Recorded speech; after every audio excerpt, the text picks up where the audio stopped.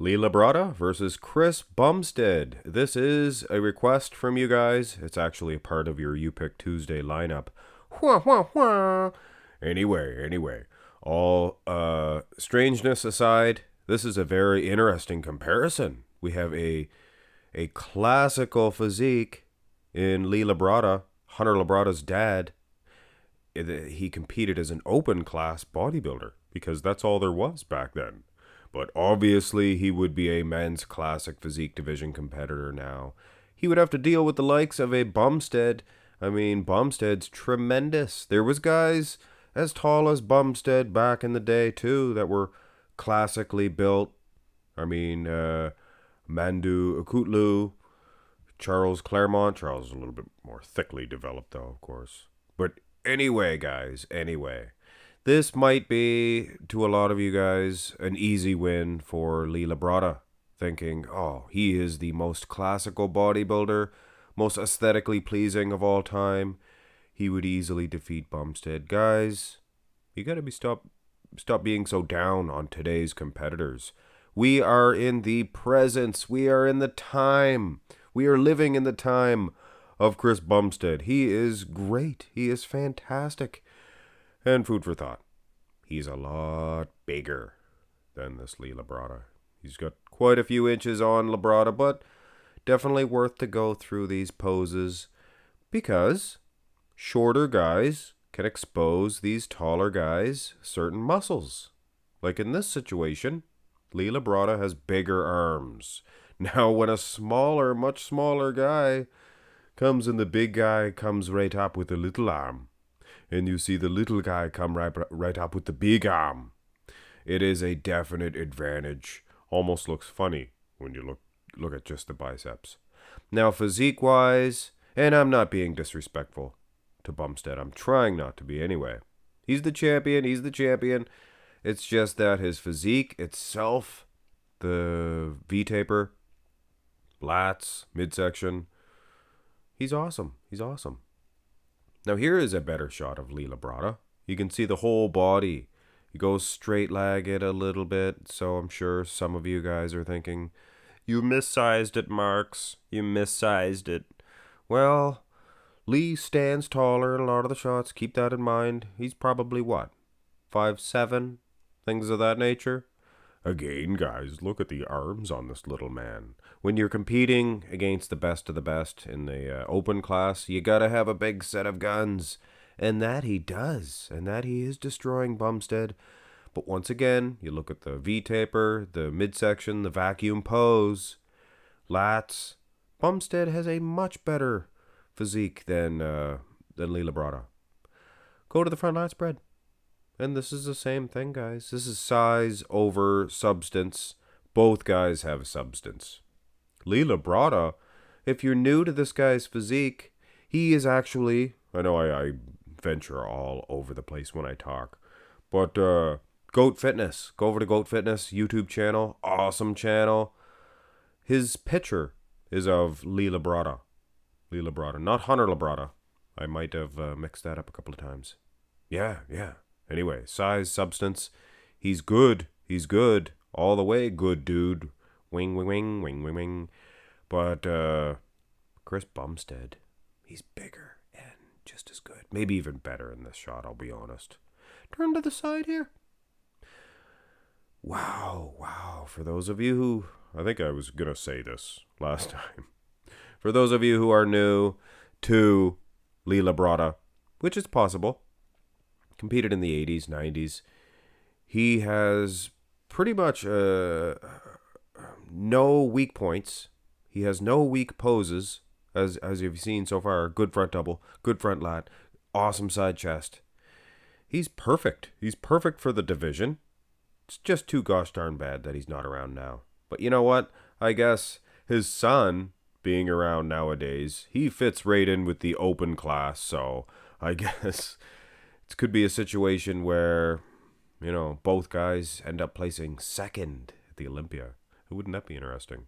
Oh, here's a side tricep. Did I make a decision on the side chest? Both guys look good. Side tricep. This is 2020 for Bumstead. Interesting. Very interesting indeed. He wasn't hitting the side tricep in 2021 for some reason. I personally like the smaller man in this shot. He's hitting it to spec. He has a bigger tricep, maybe even a bigger man's chest. And condition, guys? Most of the time, I should say. Not some of the time, most of the time. Guys from the 80s and 90s are not in the condition of nowadays bodybuilders, but that's not the case. He won a lot of, he beat a lot of people on condition and aesthetics too. Go from the back shots, turn around, have a look at the back shots, I should say. And Labrada's back was unbelievable. Look at this.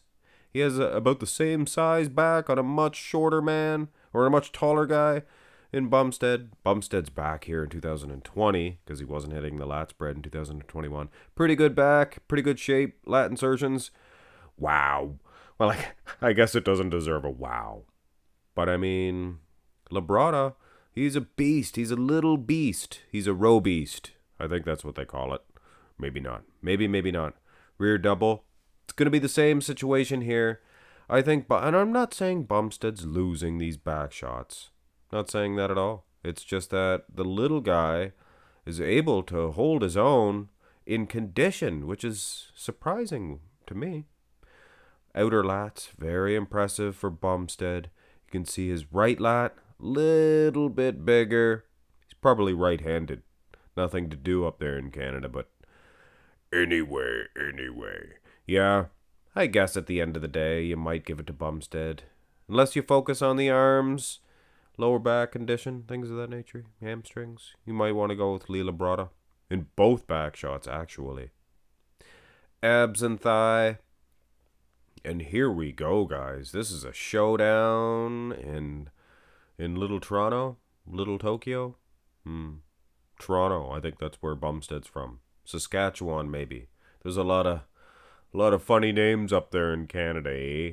Let's go up to the Yukon, huh? I'm just joking. I'm from Canada. We like to make fun of ourselves, too. That's the thing. Anyway, guys, I would give it to Labrada because of the thickness in his quads. Hard to really gauge. These pictures, they're pan back. Sometimes they make you look thinner. In this situation, I think it might actually make Labrada look a little bit thicker. You know what I'm saying? Maybe you don't. Most muscular to finish this one off? Well, maybe we'll look at a classical shot to truly finish this one off. But I guess if you're going to judge this one, who are you going to give it to? Who are you going to call? Are you going to give it to Labrada because he is maybe arguably more aesthetically pleasing? I wouldn't suggest. I think he might be in better condition in certain shots, which is, forget my tongue and customs. Yeah, which is a shocker to me. But Bumstead, the fact of the matter is, he's 6'1", and he's going to tower over Labrada. He's going to blanket the situation, which is cover the situation in a lot of the shots, size-wise. Labrada, though, those arms, the front double, even in this most muscular shot, could give him a victory. And that is it, guys. That's the matchup. Personally, might even give it to Labrada. Might even give it to him. Even considering the fact that he has maybe better condition.